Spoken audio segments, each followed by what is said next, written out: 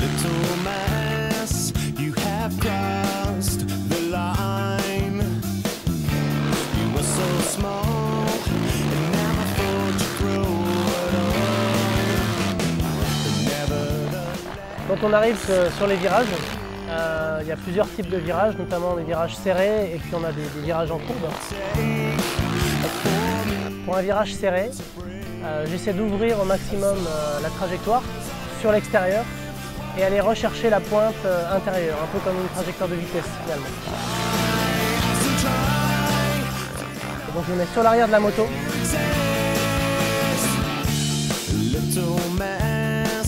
On garde un peu d'appui sur le frein arrière. J'utilise quasiment pas le frein avant parce que dans le sable, le frein avant, on l'utilise très peu.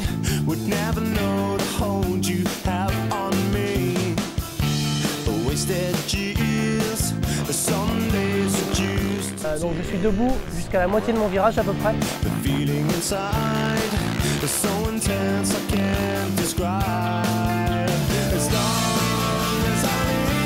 Sur la moitié, je m'assois, je tends la jambe et je raccélère. Et en même temps, je relève la tête pour aller chercher l'obstacle suivant.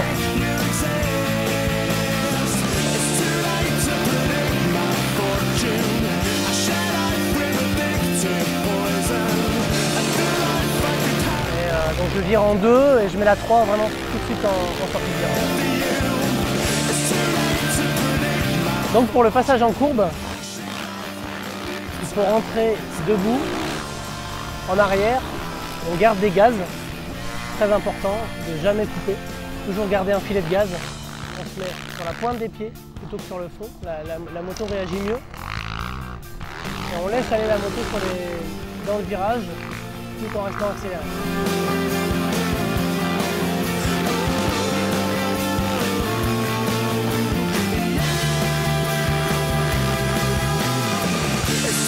Il faut passer en troisième, la moto en 2 sature trop et en 3 c'est beaucoup plus efficace. Donc sur une courbe, il faut toujours chercher l'extérieur le plus haut possible.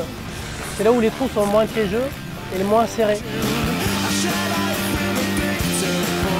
Une chose importante, on relève bien la tête pour voir s'il n'y a pas un attardé ou, voilà, ou quelqu'un qui est tombé, donc il faut vraiment garder ça en tête. Il faut anticiper chaque virage et le regard est très important pour ça. Ça permet déjà d'aller inconsciemment d'aller plus vite à l'autre endroit et aussi de voir un obstacle.